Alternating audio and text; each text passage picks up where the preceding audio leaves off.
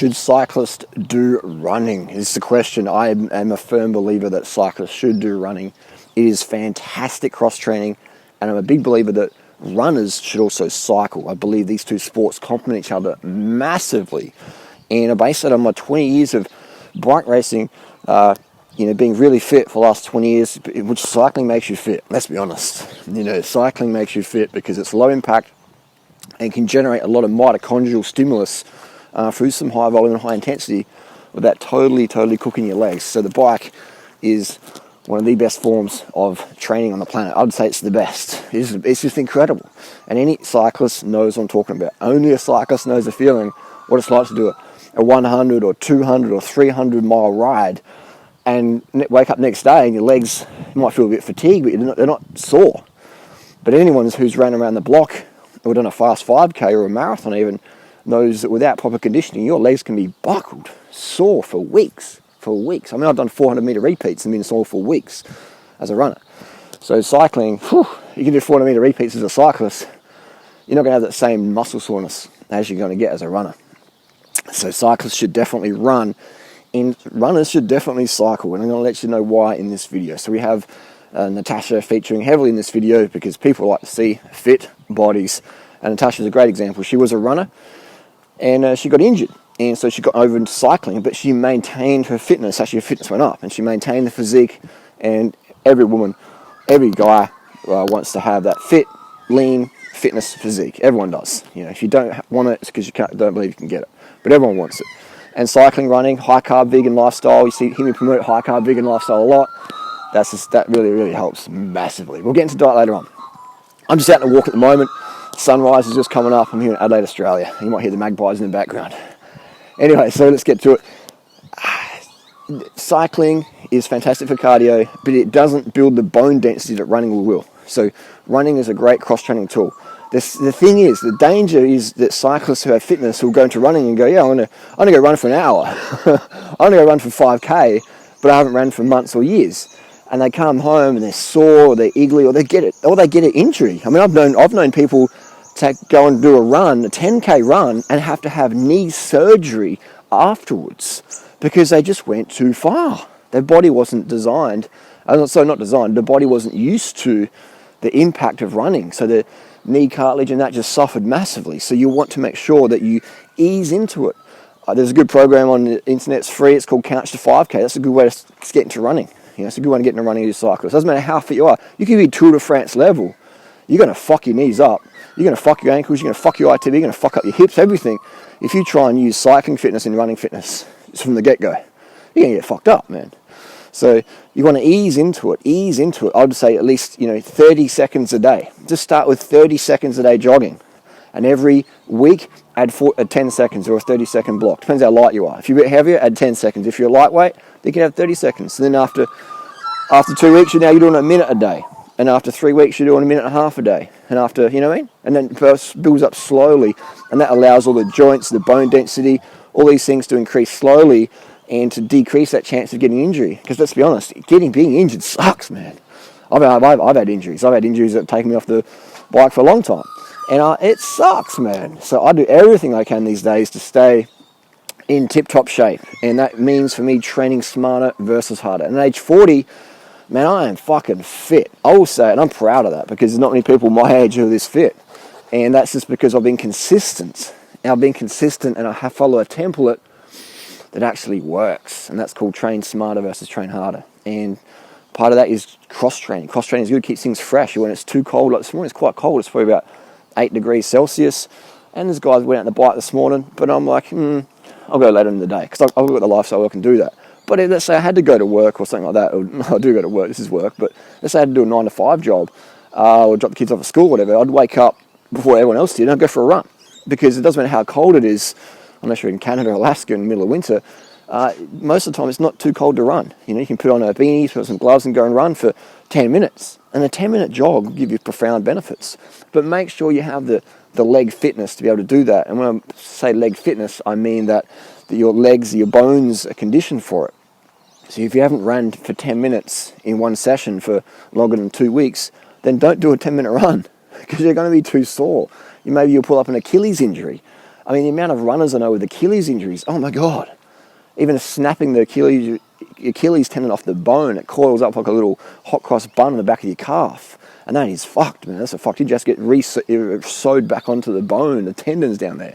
So you want to ease into it. If you haven't run for 10 minutes in one hit, then in the last 2 weeks, then don't do that. The max should be 2 minutes, man. 2 minutes is max you should run if you haven't run for a couple of weeks. And just slowly ease into it over the next few days and weeks. Otherwise you're going to get that injury. And here's another thing. You see people walking around in those moon boots because they got a stress fracture because they did too much too soon. Don't be one of them. If you have pain, do not train. Okay? If you have pain, do not train. Do something else. Go for a swim. Do some stretching. Just catch up on other work. There's always something you can do instead of training or training that certain body part. If you have pain, do not train. Do something else, or you will get injured. This is not question for. This is not up for debate. This is not up for debate. I've been trained with thousands of athletes. The last 20 years being a full-time cycling nut. Runners and cyclists and swimmers and gym people and all sorts of people. Fitness is my lifestyle. Fitness is my life. I live to be fit. I'm fit to live. And I've seen it all, man. I've seen it all. And I'm going to continue to see even more and more and more. I've seen gun-level athletes, Tour de France level cyclists. I've seen the Olympic-level marathon runners. All these people getting injured and destroying their careers from doing too much. I mean, cycling is pretty hard to overtrain in the joints, but it's still possible. It's still definitely possible. But runners, man, the horrific, the spiral fractures in the shins and the moon boots. I've seen double moon boots. I've seen people have double moon boots and fall over and break an arm because they had such low body weight and osteopenia because not eating enough and overtraining. And doing too much caffeine and cortisones and stuff like that. So I've seen it all. And you want to really respect your body. You want to abuse your competition. If you want to abuse something, abuse your competition up the hills. In terms of not abuse, vocal abuse. I mean, as in physical abuse, that you just smash them. That's sort of fun. It's banter. It's good. But everyone gets fitter. No one gets hurt. So you never want to abuse your body. A lot of people come to running or cycling. They have some eating issues or body issues or control issues or whatever, and that's fine. We can all relate to that to some degree.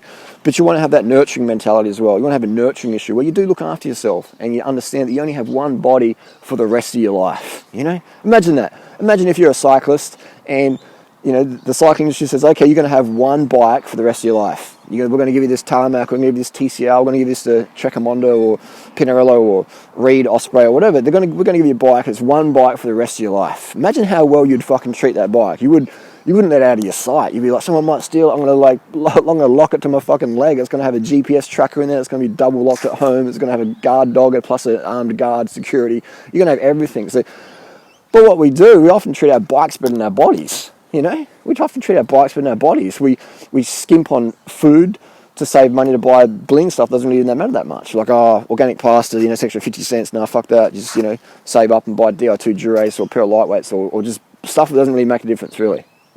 Put better quality nutrition in your body.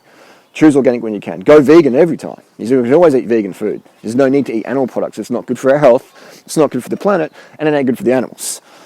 And it's going to help your weight loss goals as well. If you go high carb, low fat vegan and you're doing sport, man, you're going to notice some rapid results. You're going to notice some rapid changes. Just first of all, what you're going to notice is just your mentality. You're going to be more carb up. You're going to be more positive. You're going to go, wow, like I have a greater participation in my daily reality. I mean, right now at sunrise, I've got no caffeine in my system, no stimulants whatsoever, no Ritalin or Adderall or nothing. But I'm gibbering jabbering because I'm just alive. That's carbohydrates there. Every cyclist knows when you cut your carbs, you cut your life. Everyone knows that. When you run out of sugar, you're just like, boom, you bonk, you hit the wall. Your legs go zub-zub. And you can't even think straight. You get moody, you get temperamental, you get like emotional, you become like a little baby who's undercarb, like an undercarb baby.